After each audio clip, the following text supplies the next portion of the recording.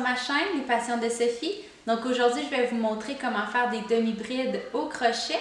Donc le matériel que j'ai utilisé, c'est un crochet numéro 6, de la laine rose évidemment, une aiguille à laine et une paire de ciseaux. Alors, avant de commencer, on va aller se créer un petit nœud coulant. Donc je me laisse un 10 cm avec ma laine. J'enroule 2 fois autour du doigt. Je ramène la première par-dessus une fois. Je ramène au complet par-dessus en gardant l'autre sur mon doigt. J'enfile mon crochet, je tire et voilà mon nœud coulant. Je vais maintenant aller me créer 13 chaînettes pour avoir une longueur de 12 mailles pour faire mon échantillon. Donc 1, 2, 3,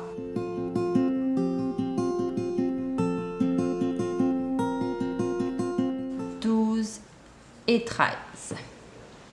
Alors maintenant, pour faire une demi-bride, on doit laisser la première maille libre et aller piquer dans la deuxième juste ici. Donc la première maille, on n'y touche pas. Donc pour faire une demi-bride, on fait un jeté, on pique, donc en plein milieu ici. On fait un jeté, on passe dans la première maille seulement. On devrait avoir encore 3 brins de laine sur le crochet. On fait un jeté et on passe dans les 3. Donc ça, c'est une demi-bride. Je le refais. On fait un jeté.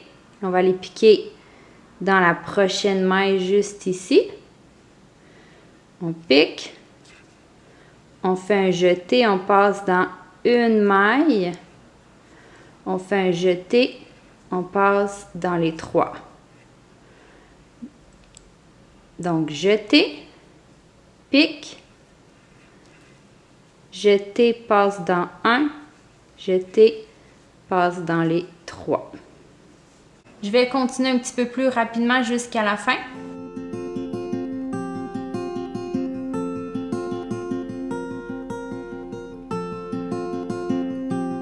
Je suis maintenant rendue à ma dernière maille. Donc, elle est plus difficile à aller chercher, mais il ne faut pas l'oublier.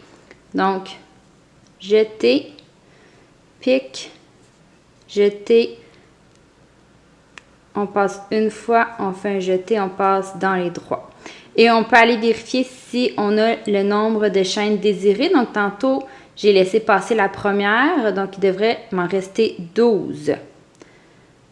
Donc, si je compte, donc 1, 2, 3, 4, 5, 6, 7, 8, 9, 10, 11 et la 12e est un peu courbée, mais elle est juste ici à la toute fin.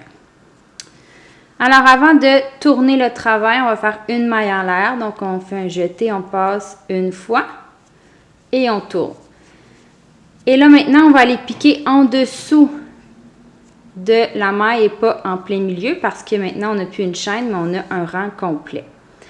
Alors, je ne pique pas dans ma maille en l'air que je viens de créer. Ça va être dans la deuxième, en dessous. Donc, dans le petit trou juste ici. Alors, je fais un jeté.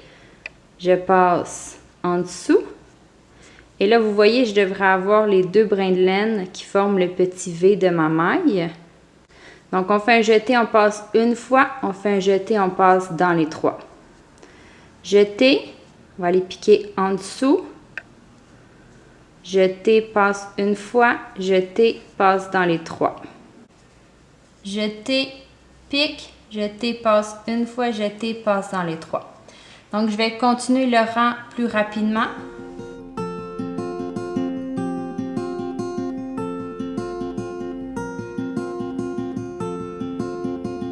Alors, je suis rendue à la fin, il m'en reste une à aller chercher. Donc, c'était celle qui était un petit peu plus courbée là au début. Donc, il faut vraiment faire attention d'aller chercher le V au complet. Alors, je fais mon jeté. Je pique en dessous. Et là, je vais peut-être avoir besoin de mes doigts pour aller chercher au complet le petit V de ma maille. Donc, voilà. Jeté, passe une fois. Jeté, passe dans les 3. Et avant de tourner, on fait une maille en l'air. Et c'est exactement la même chose de l'autre côté. On va piquer en dessous. Alors, je vais terminer mon échantillon et ensuite, je vais vous montrer comment fermer le travail. Alors, j'ai terminé la grandeur désirée. Évidemment, vous pouvez faire de la forme que vous voulez. Vous pouvez faire une chaîne plus longue pour que ça vous donne un morceau plus grand. Donc, pour faire des sous-verres, ça serait un petit peu cette dimension-là. Sinon, vous pouvez faire des débarbouillettes si vous avez de la laine en coton, des choses comme ça. Donc, je vais vous montrer maintenant comment le finaliser. Vous pouvez aussi, là, entre chaque rang, pour vérifier si vous avez le bon nombre de mètres, ça serait d'aller compter si vous êtes toujours à 12 à chaque fois. Donc, si vous avez descendu à 11, c'est parce que vous avez sûrement oublié la dernière petite maille qui est souvent plus courbée au début ou à la fin. Donc là, j'ai fini ma dernière demi-bride. Avant de fermer, je vais faire une maille en l'air que je vais sortir un petit peu comme ça, 10 cm environ. Je prends mes ciseaux, je coupe. Je peux sortir la laine qui vient de ma balle de laine, donc ça, j'en ai plus besoin. Et en tirant sur ce bout-là, ça crée un nœud. Donc maintenant, je vais aller cacher les petits bouts de laine, donc avec une aiguille à laine comme celle-ci. Donc la mienne, elle est un peu petite, là. Vous pouvez en avoir des plus grandes avec un plus grand trou.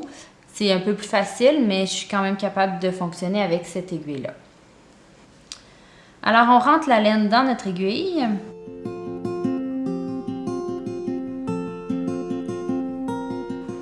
Et pour aller cacher les bouts de laine, dans le fond, c'est juste d'aller rentrer la laine en faisant des petits allers-retours en plein milieu du travail. Donc, on ne veut pas traverser, on veut vraiment être en plein milieu.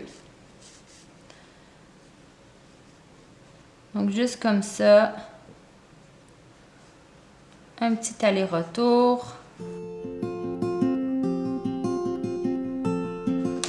Et je vais couper le fil ici.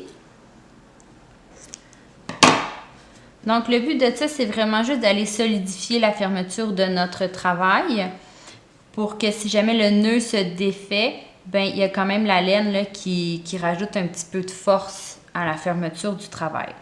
Je fais la même chose avec l'autre bout de laine.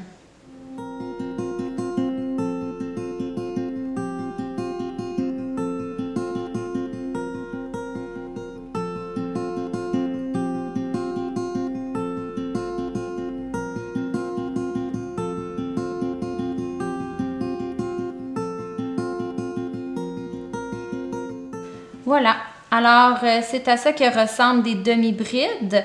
Donc, vous pouvez utiliser ce point-là pour faire un petit peu n'importe quel projet au crochet. Merci d'avoir regardé la vidéo, j'espère que vous avez aimé ça. Si oui, vous pouvez mettre un petit thumbs up en dessous de ma vidéo. Merci!